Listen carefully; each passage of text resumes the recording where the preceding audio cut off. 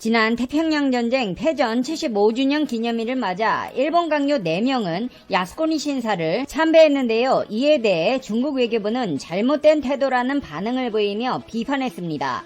교도통신에 따르면 중국 외교부는 일본 측에 엄정한 의사표시를 했다. 일본의 정계 요인들의 부정적인 야스쿠니 신사 참배는 침략의 역사에 대한 일본의 잘못된 태도를 다시 드러냈다. 야스쿠니 신사는 일본의 군국주의가 일으킨 대외 침략 전쟁의 상징이며 침략 전쟁에 대해 무거운 범죄 책임이 있는 A급 전범이 합사되어 있다. 침략의 역사를 직시하고 반성하는 태도와 약속을 지킬 것, 그리고 실제 행동으로서 아시아 이웃 국가와 국제사회의 신뢰를 얻을 것을 일본 측에 촉구했다고 전했습니다. 미국도 마찬가지입니다. 도널드 트럼프 미국 대통령은 트위터에 1945년 일본 항복 조인식 동영상의 한 장면을 올리면서 간접적으로 일본의 치욕스러운 역사에 대해 경각심을 일깨워줬는데요. 일본이 참 어이없는 국가라는 게 이렇게 주변국들의 민폐를 끼치면서도 쥐들 부탁할 거 있으면 아주 치졸하게 달라붙습니다. 최근에 한국 정부는 지소미아 종료 통보 시한과 관련해 언제든 종료할 수 있다고 밝힌 바 있습니다.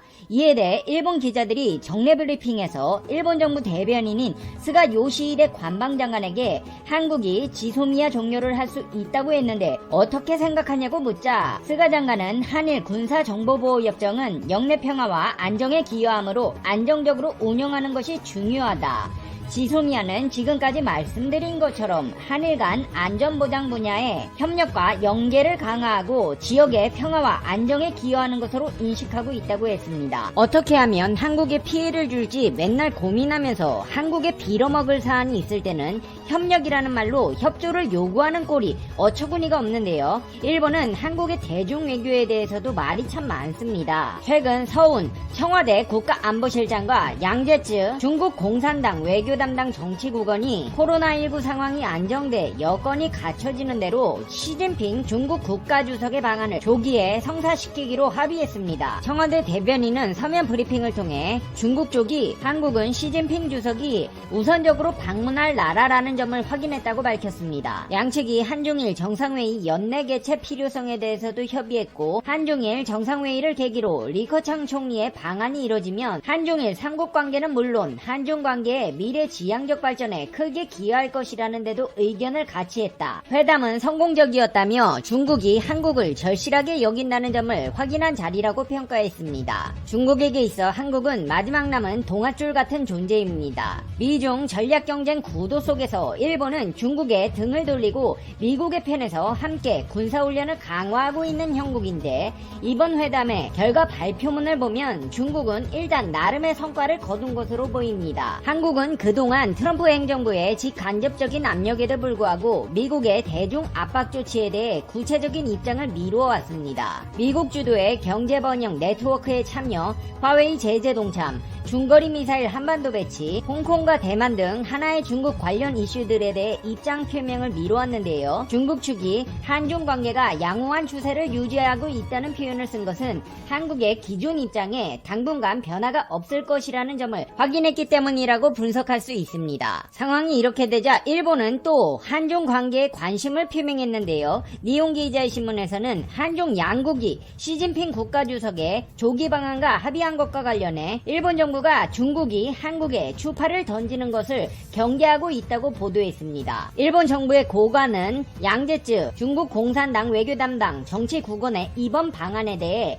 중국이 한국을 수중에 넣을 수도 있다는 우려를 표했다고 전했습니다. 이어 한일 관계는 개선 조짐을 보이지 않고 한미도 주한미군 주둔 경비 협상 등에서 타협점을 찾지 못해 삐걱거린다면서 미중이 날카롭게 대립하는 가운데 이번 중국의 움직임은 한미일의 틈새를 찔러 분열을 노리는 의도라고 설명했습니다. 니혼기 이자이 신문은 중국이 홍콩 보안법 문제로 미국과 영국 등 서방국가와 관계가 악화된 데다 인도와도 최근 국경 분쟁 지역에서 충돌함에 따라 외교적 고립을 돌파하기 위해 한국과 싱가포르 등 아시아 국가를 겨냥하고 있다고 분석했습니다. 그러면서도 특히 한국을 겨냥한 이유로 한국은 외교 측면에서 막혀있는 느낌이 강하고 중국과의 관계 개선에도 적극적이라는 점을 꼽았습니다. 중국이 한국을 수중에 넣을 수도 있다는 어처구니 없는 표현을 써가며 대한민국 걱정을 해주고 있는 일본은 정작 자신들이야말로 대한민국을 집어삼키겠다며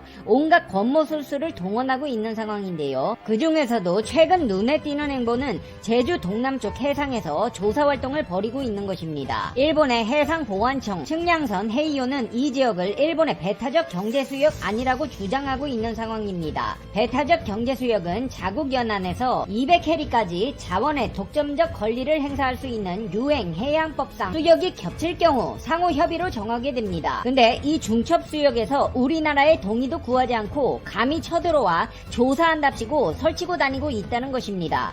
열받은 한국 정부는 해양경찰청 선박을 이용해 일본의 조사활동 중단을 요구했습니다. 교도통신의 보도에 따르면 메시마 서쪽 약 141km 해상에서 한국 해경 선박이 무선을 통해 영어로 한국 해역에서 조사하려면 동의가 필요하므로 조사활동을 중단하세요 라고 요구했다고 보도했습니다. 이 지역은 제주 동남쪽 해상입니다. 해상보안청 측량선 헤이오는 일본의 배타적 경제수역 아니라고 주장하면서 조사활동을 계속했고 한국 해경 선박도 조사 중단 요구를 계속 반복했습니다. 독도, 대마도에 이어 제주도까지 노리고 있는 일본, 정말 지긋지긋한데요. 일본 정부는 결국 동중국해 내 자국 측량선에 대해 한국 해경이 조사 중단 요구를 했다며 외교 경로로 공식 항의해왔습니다. 한국 정부는 이 지역이 배타적 경제수역이라고 친절하게 설명해주기까지 했지만 일본은 막무가내인데요. 그간 독도 조사를 방해해온 행태를 보면 내로남불의 전형이 아닐 수가 없습니다. 지들은 마음대로 바다를 휘젓고 다니겠다는 일본은 정작 우리의 독도 해양 조사를 지속적으로 방해하고 있습니다. 이어도호 등이 갈 때마다 동의가 없었다며 감시, 방송 등으로 괴롭히고 있는 실정입니다. 지난해에만 10차례 이상 파악된 이런 행위는 일본의 대외적 입장과는 180도 다릅니다. 대한민국 해경은 앞으로도 유사 사례는 똑같이 대처한다는 계획입니다. 중국이 한국을 삼키려 한다며 정작 지들은 어떻게 한국 비집고 들어올까 꼴값을 떨고 있는 일본.